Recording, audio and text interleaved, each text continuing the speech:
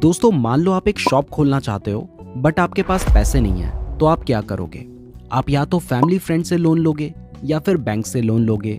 तो आपने लोन लेकर शॉप खोल ली, वो शॉप अच्छी चलने लगी तो आपने सोचा इससे तो लोन रिकवर हो ही जाएगा और कुछ साल में मैं प्रॉफिट में भी आ जाऊंगा। बट तब तक वेट करने से अच्छा है अपने बिजनेस को और एक्सपेंड करता हूँ और 2 शॉप खोलता हूँ। तो आपने लोन लेकर 2 शॉप और खोल ली, वो भी अच्छी चलने लगी। आपको समझ आ गया कि वो भी लोन रिकवर करके प्रॉफिट में आ जाएगी। तो आपने सोचा और एक्सपेंड करूंगा, पूरे इंडिया में अपनी शॉप्स की चेन बनाऊंगा, अंबानी और अडानी को मिलाकर अडवाणी बनूंगा। तो आपने इसके बाद एक टीम बनाई और सेम ईयर में 50 शॉप्स और खोल ली। वो सभी भी लोन में हैं लेकिन सभी प्रॉफिटेबल हैं और वो अपना लोन कुछ साल में खुद चुका सकती हैं। और आप जानते हैं कि जब वो सब अपना लोन चुका देंगी तब आप महीने के करोड़ों कमाओगे। बट अचानक से कोविड आ गया और आपकी सभी शॉप्स लॉस में आ गई। तो अब आप क्या करोगे? आपको शॉप्स का रेंट भी देना है, लोन्स की ईएमआई भी पे करनी है, एम्प्लॉयज की सैलरी भी देनी है। तो ऐसी सिचुएशन में जिन बिजनेसेस के ऊपर डेट ज्यादा होता है यानी कर्जा ज्यादा होता है वो क्लोज तक हो जाते हैं। और सिर्फ कोविड से ही ऐसा नहीं हुआ है, अगर ब्रांड की इमेज खराब हो जाए तब भी लॉस हो सकता है। कोई बड़ा लीगल केस हो जाए तब भी आपकी कंपनी बैंकरप्ट तक हो सकती है। और यही रूल स्टॉक मार्केट में भी अप्लाई होता है। एक कंपनी हुआ करती थी एसएसआर स्टील नाम से, जो कि एसएसआर ग्रुप का पार्ट थी। 1969 में इन्होंने अपने बिजनेस की शुरुआत की थी और शुरुआत में बिजनेस अच्छा खासा चल रहा था। लेकिन इसके बाद इस कंपनी ने अपने बिजनेस को एक्सपैंड करने के लिए डेट लेना स्टार्ट कर दिया। उसके बाद डेट का लेवल बहुत हाई पहुंच गया, जिसके बाद कंपनी 2002 में दिवालिया तक होने वाली थी। तो उसको बचाने के लिए एसएसआर ग्रुप ने 2800 करोड़ का डेट रीस्ट्रक्चर किया, जिससे उस टाइम तो कंपनी बच गई। लेकिन उसके बाद कंपनी ने फिर से ग्रो करने के लिए लोन लिया। इसके बाद एनवायरमेंट अप्रूवल्स और नेचुरल गैस ना मिलने की वजह से बिजनेस नहीं चल पाया और 2015 आते आते कंपनी के ऊपर 42,000 करोड़ का डेट हो चुका था। तो कर्ज को रिकवर करने के लिए एनसीएलटी यानी नेशनल कंपनी लॉ ट्रिब्यूनल का दरवाजा खटखटाया गया। कंपनी अपना कर्ज नहीं चुका पाई और उसको बैंकरप्ट घोषित कर दिया गया। फिर बाद में इस कंपनी को एक दूसरे ग्रुप ने एक्वायर कर लिया था। तो अगर किसी कंपनी के ऊपर अपनी इक्विटी से ज्यादा डेट है और उसके बिजनेस में कोई प्रॉब्लम आती है तो वो कंपनी शट डाउन तक हो सकती है और ऐसे केस में आपका पूरा पैसा भी डूब सकता है। तो ऐसी कंपनीज जिनका डेट टू इक्विटी रेशियो 1 से ज्यादा है, यानी उस कंपनी के ऊपर अपनी इक्विटी से ज्यादा डेट है, तो आपको ऐसी कंपनी से सावधान रहने की जरूरत है। और अगर कोई स्ट्रॉन्ग रीजन ना हो तो आप ऐसे स्टॉक्स को अवॉइड करें, वही बेटर है। बट कुछ केसेस में जहां पर कंपनी का बिजनेस अच्छा हो, प्रॉफिट लगातार बढ़ रहा हो, वहां पर आप हाई डेट स्टॉक्स को भी कंसीडर कर सकते हैं। इसके अलावा बैंक स्टॉक्स हाई डेट का एक एक्सेप्शन है, क्योंकि हम बैंक में जो पैसा डिपॉजिट करते हैं वो उसके लिए डेट ही है और उस पैसे को ही लोन में देकर बैंक प्रॉफिट जनरेट करता है। इसलिए बैंक स्टॉक्स में डेट इंपॉर्टेंट नहीं होता है। बट उसके अलावा बाकी स्टॉक्स में आपको हाई डेट स्टॉक्स को जनरली अवॉइड करना चाहिए। और अगर कोई स्ट्रॉन्ग रीजन होने की वजह से आप ऐसे किसी स्टॉक में इन्वेस्ट कर रहे हैं जिसका डेट हाई है, तब भी टाइम टू टाइम उस स्टॉक में ये चेक करते रहें कि उसकी सेल्स और प्रॉफिट इंक्रीज हो रहा है या फिर नहीं, क्योंकि अगर ये इंक्रीज नहीं होगा तो आगे चल के प्रॉब्लम आ सकती है। इसके बाद दोस्तों मेरा आपसे एक सवाल है कि क्या आप ऐसे बिजनेस में इन्वेस्ट करना पसंद करेंगे जिसमें 100 रुपए लगाकर 1 रुपए का प्रॉफिट हो रहा हो, या फिर ऐसे बिजनेस में इन्वेस्ट करना पसंद करेंगे जिसमें 10 रुपए लगाकर 1 रुपए का प्रॉफिट हो रहा हो? जाहिर सी बात है कि जिसमें कम रुपए लगाकर ज्यादा प्रॉफिट हो रहा हो आप उसमें इन्वेस्ट करना पसंद करेंगे। तो जब स्टॉक्स में इन्वेस्ट करने की बात आती है तब आपको वहां पर भी ये चेक करना चाहिए। इसको चेक करने के लिए पी रेशियो यानी प्राइस टू अर्निंग रेशियो का यूज किया जाता है।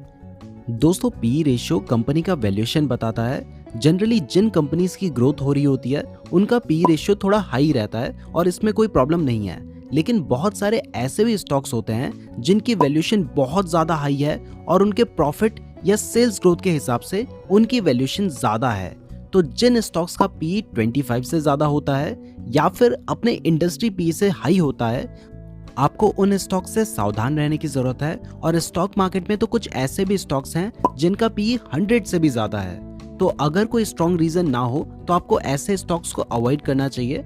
देखो हर चीज के एक्सेप्शन होते हैं, इसलिए मैं बार बार बोल रहा हूँ कि जब तक कोई स्ट्रॉन्ग रीजन ना हो तब तक आप ऐसे स्टॉक्स को अवॉइड करें, क्योंकि जिन स्टॉक्स का पी अपने इंडस्ट्री पी से हाई रहता है उनमें या तो प्राइस करेक्शन आता है या फिर टाइम करेक्शन आता है, यानी या तो इन स्टॉक्स की प्राइस आगे चलकर गिरती है या फिर सालों तक एक ही जगह पर रुकी रहती है। अब नायका को ही देख लो, एक साल पहले नायका 600 के पी पर अपना आईपीओ लेकर आया था और लोगों को उसमें लिस्टिंग गेन भी मिला था, लेकिन आज एक साल बाद वो स्टॉक आईपीओ प्राइस से 50% तक गिर चुका है, जबकि मार्केट ने इस टाइम पर पॉजिटिव रिटर्न्स दिए हैं। तो इससे हमें ये पता चलता है कि एक्सेसिव वैल्यूएशन पे इन्वेस्ट करना सही नहीं है, इसलिए जिन स्टॉक्स का पी अपने इंडस्ट्री पी से ज्यादा हो उन्हें अवॉइड करें तो बेटर है। यहाँ पर मैं एक पॉइंट क्लियर कर दूं कि अगर किसी स्टॉक का पी कम है तो इसका मतलब ये नहीं है कि वो स्टॉक अंडर वैल्यूड है। हो सकता है कि उसका बिजनेस ग्रो नहीं कर रहा हो, इसलिए इन्वेस्टर्स उसमें इन्वेस्ट नहीं कर रहे हैं और इस वजह से उसका पी लो है। इसलिए सिर्फ पी के बेसिस पर आप स्टॉक को जज नहीं कर सकते हैं, पी के साथ आपको और भी रेशियोज देखने होंगे। अब दोस्तों एक बात बताओ कि अगर आप कोई बिजनेस करते हो तो उस बिजनेस में आपको फायदा कब होगा? आपको फायदा तब होगा जब आपका सामान ज्यादा बिकेगा, यानी आपकी सेल्स ग्रोथ होगी, और अगर सेल्स ग्रोथ होगी तो प्रॉफिट भी बढ़ेगा, यानी प्रॉफिट ग्रोथ होगी।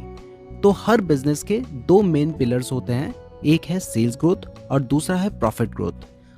अगर कोई कंपनी अपनी सेल्स और प्रॉफिट को ग्रो नहीं करेगी तो उसका अर्निंग पर शेयर नहीं बढ़ेगा, और अगर अर्निंग पर शेयर नहीं बढ़ेगा तो स्टॉक की प्राइस नहीं बढ़ेगी और हो सकता है कि गिर भी जाए। अब आप कैस्ट्रॉल का ही एग्जांपल ले लो तो इसका रिटर्न ऑन इक्विटी 50% से ऊपर है और रिटर्न ऑन कैपिटल एम्प्लॉयड तो 60 से भी ज्यादा है, जो कि एक नजर में बहुत ही अच्छा नंबर है। लेकिन उसके पिछले 5 साल का सेल्स और प्रॉफिट ग्रोथ 5% से भी कम है, जिसकी वजह से उसका पी 15 का है, लेकिन फिर भी उस स्टॉक ने पिछले 5 साल में -8% के रिटर्न्स दिए हैं, मतलब हर साल -8% के रिटर्न्स दिए हैं। इसलिए हमेशा स्टॉक का प्रॉफिट और सेल्स ग्रोथ भी जरूर देखो, और इससे आपको ये भी समझ आया होगा कि अगर किसी स्टॉक का पी रेशियो कम है तो भी जरूरी नहीं है कि वो स्टॉक अंडर वैल्यूड है।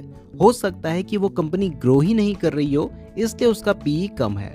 अब दोस्तों यहाँ पर मैं आपको एक जरूरी बात बता दूं कि अगर आप शेयर मार्केट में इन्वेस्ट करने के लिए बेस्ट डीमैट अकाउंट खुलवाना चाहते हैं तो आप एंजल वन में अपना बिल्कुल फ्री डीमैट अकाउंट खुलवा सकते हैं, और अगर आप ज़ीरोधा में अकाउंट खुलवाना चाहते हैं तो मैंने दोनों का ही लिंक डिस्क्रिप्शन पे दिया है, तो डिस्क्रिप्शन जरूर चेक कर लीजिएगा।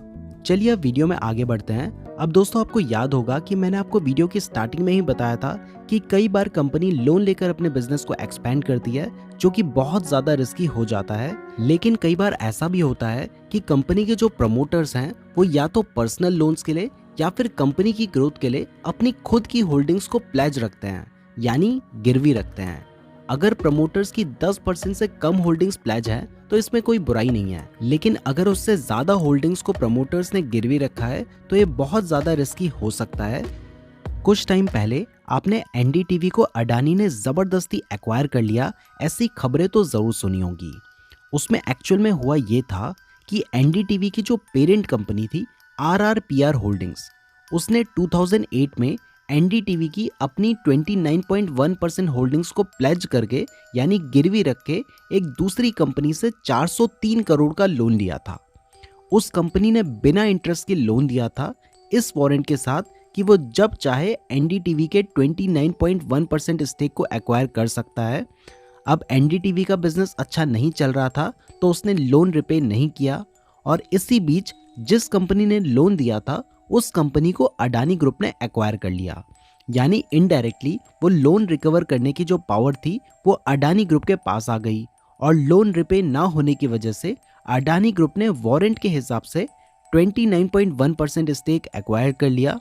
इसके बाद भी कंट्रोलिंग स्टेक एनडीटीवी के प्रमोटर्स के ही पास था, तो अडानी ग्रुप ने मार्केट से और 26% स्टेक लेने के लिए ओपन ऑफर दे दिया, जो कि 32% सब्सक्राइब भी हो चुका है, और इस तरह अडानी ग्रुप एनडीटीवी में कंट्रोलिंग स्टेक लेकर एनडीटीवी का ओनर बन गया है। तो इससे हमें ये पता चलता है कि अगर प्रमोटर्स की ज्यादा होल्डिंग प्लेज है तो वो अपनी कंपनी से कंट्रोल भी खो सकती हैं, इसलिए जिस कंपनी की होल्डिंग ज्यादा प्लेज है आपको उनसे भी बचकर रहना चाहिए। इसके साथ ही अगर कंपनी में प्रमोटर्स की होल्डिंग कम है तो ये दिखाता है कि मैनेजमेंट अपने बिजनेस में ज्यादा इंटरेस्टेड नहीं है, और अगर मैनेजमेंट मेहनत नहीं करेगी तो कंपनी ग्रो कर ही नहीं सकती। और इस केस में भी हो सकता है कि कंपनी के जो प्रमोटर्स हैं वो अपने बिजनेस से हाथ धो बैठे, जैसा रिसेंटली ट्विटर के केस में हुआ। ट्विटर के प्रमोटर्स के पास कंपनी में 10% से भी कम की होल्डिंग्स थी, तो इलॉन मस्क ने मार्केट से ट्विटर के शेयर्स खरीदने स्टार्ट किए और कुछ टाइम में ही इतने शेयर्स खरीद लिए कि इलॉन मस्क की होल्डिंग्स प्रमोटर्स से भी ज़्यादा हो गई। उसके बाद इलॉन मस्क ने ट्विटर के सारे शेयर्स खरीद लिए और उसके मालिक बन गए, जिसके बाद से अभी ट्विटर में प्रॉब्लम चल रही है। आगे क्या होगा वो तो इलॉन मस्क ही जानते हैं, बट इससे हमें ये समझ आता है कि अगर किसी स्टॉक में प्रमोटर्स की होल्डिंग कम है तो हमें वहाँ भी सावधान रहने की ज़रूरत है। इसके अलावा दोस्तों, मैंने आपको पहले भी कई बार बताया है कि अगर किसी कंपनी की मार्केट कैप 100 करोड़ से कम है तो आपको उसको भी अवॉइड करना चाहिए, क्योंकि ऐसे स्टॉक में स्कैम होने के चांसेस ज़्यादा होते हैं। और एक कंपनी को चलाने के लिए सबसे ज़्यादा इंपॉर्टेंट होती है उसकी मैनेजमेंट। तो अगर किसी कंपनी की मैनेजमेंट अच्छी नहीं है तो उस स्टॉक में भी लॉस होना ऑलमोस्ट पक्का है। इसलिए ऐसे स्टॉक से भी दूर रहें जिसकी मैनेजमेंट डिसऑनेस्ट हो, अनएथिकल प्रैक्टिस करती हो या इंफॉर्मेशन हाइड करती हो। सत्यम कंप्यूटर्स, DFHL और यस बैंक जैसे स्टॉक ने पास्ट में इसी वजह से लॉस करवाया है। अब मैं जानता हूं कि आप सोच रहे होंगे कि मैनेजमेंट अच्छी है या खराब, ये कैसे पता करें। तो देखो, ये उतना इजी नहीं है, क्योंकि मैनेजमेंट एनालिसिस करने के लिए हम नंबर्स का इस्तेमाल नहीं कर सकते हैं। बट अगर आप कंपनी की एनुअल रिपोर्ट्स पढ़ेंगे, रिलेटेड पार्टी ट्रांजैक्शंस देखेंगे तो इससे आइडिया मिल सकता है। इसके अलावा आप गूगल में कंपनी के नाम के साथ अगर फ्रॉड, स्कैम जैसे वर्ड्स लिखकर सर्च करेंगे तो इससे भी आपको पता चलेगा कि कंपनी ने पास्ट में कोई स्कैम या फ्रॉड तो नहीं किया है, और इसी तरीके से आप जानकारी जुटा सकते हैं। अब ये तो ऐसे स्टॉक्स थे जिनके फंडामेंटल्स खराब होने की वजह से आपको इन्हें अवॉइड करना चाहिए, बट कुछ ऐसे सेक्टर्स भी होते हैं जिनके फंडामेंटल्स तो अच्छे हैं, तब भी उन्हें अवॉइड किया जाए तो बेटर है। तो चलिए अब उन सेक्टर्स के बारे में जानते हैं। दोस्तों, इसमें सबसे पहला है ऐसा सेक्टर जिसका बिजनेस गवर्नमेंट पर डिपेंड करता है। कुछ ऐसी कंपनीज होती हैं जिनका सारा बिजनेस सिर्फ गवर्नमेंट से आता है, तो ऐसे बिजनेसेस को मैं जनरली अवॉइड करता हूँ, क्योंकि कभी भी गवर्नमेंट की पॉलिसी चेंज हो सकती है या फिर खुद गवर्नमेंट भी चेंज हो सकती है, जिससे इन कंपनीज का बिजनेस अफेक्ट होता है। तो मुझे लगता है कि एज अ रिटेल इन्वेस्टर हमें इन स्टॉक से दूर रहना चाहिए। एक कंपनी है VA Tech Wabag, जो कि बेसिकली वाटर ट्रीटमेंट का काम करती है। इनका बिजनेस गवर्नमेंट पर डिपेंडेंट था, तो 2015 के अराउंड ये आंध्र प्रदेश और तेलंगाना में कुछ गवर्नमेंट प्रोजेक्ट्स कर रहे थे, लेकिन जब गवर्नमेंट चेंज हुई तो इनकी पेमेंट रुक गई थी, जिसकी वजह से इन्हें सरवाइव करना भी मुश्किल हो गया था। जब कोई चारा नहीं बचा तो इस कंपनी को डेट लेना पड़ा, जिसके बाद से इस कंपनी के शेयर की प्राइस काफी गिर गई थी। इसलिए जिन कंपनीज का बिजनेस गवर्नमेंट पर डिपेंडेंट होता है उनसे दूर रहने में ही भलाई है। इसके बाद दोस्तों, कुछ ऐसे सेक्टर्स होते हैं जो कि साइक्लिकल होते हैं, यानी कभी कुछ टाइम तक अच्छा परफॉर्म करते हैं तो कभी लंबे टाइम तक खराब परफॉर्म करते हैं। और इसमें कुछ तो ऐसे भी होते हैं जो 4-5 साल तक अपनी ही प्राइस के आसपास घूमते रहते हैं। उसके बाद एक बार मोमेंटम आता है तो 5-6 महीने तक उनकी प्राइस बढ़ती रहती है। तो इन स्टॉक्स में लॉन्ग टर्म इन्वेस्टिंग करके कोई फायदा नहीं है। जब इनमें मोमेंटम चल रहा हो तब इनमें इन्वेस्ट किया जाए, वही बेटर है। लेकिन उसको प्रिडिक्ट करना भी इजी नहीं है कि कब इनमें मोमेंटम होगा। इसका बेस्ट एग्जांपल है कमोडिटीज सेक्टर। ये साइक्लिकल होते हैं और इन बिजनेस में कॉस्ट ऑफ कैपिटल भी ज्यादा लगता है, जिस वजह से इनमें जनरली डेट भी हाई होता है, तो इन्हें भी अवॉइड किया जाए, वही बेटर है। और लास्ट में ज्यादातर PSU स्टॉक्स भी इन्वेस्ट करने के लायक नहीं होते हैं, यानी ऐसे स्टॉक्स जिसको गवर्नमेंट ओन करती है, क्योंकि हम ग्रोथ के लिए इन्वेस्टमेंट करते हैं और PSU स्टॉक्स ज्यादातर केस में ग्रोथ में पीछे रह जाते हैं। इसलिए PSU स्टॉक से दूर रहने में ही भलाई है। ये सब मेरा ओपिनियन है, कुछ भी सजेशन नहीं है, सब एजुकेशन है। तो कोई भी डिसीजन लेने से पहले खुद भी रिसर्च जरूर कर लें। मैं उम्मीद करता हूँ आपको ये वीडियो पसंद आई होगी। इस तरह की और वीडियोस देखने के लिए वीडियो को लाइक और चैनल को सब्सक्राइब जरूर करें। अगर आपने यहाँ तक वीडियो देखी है तो आप हमारे लिए बहुत ज़्यादा स्पेशल हैं, कमेंट करके ज़रूर बताएं। धन्यवाद।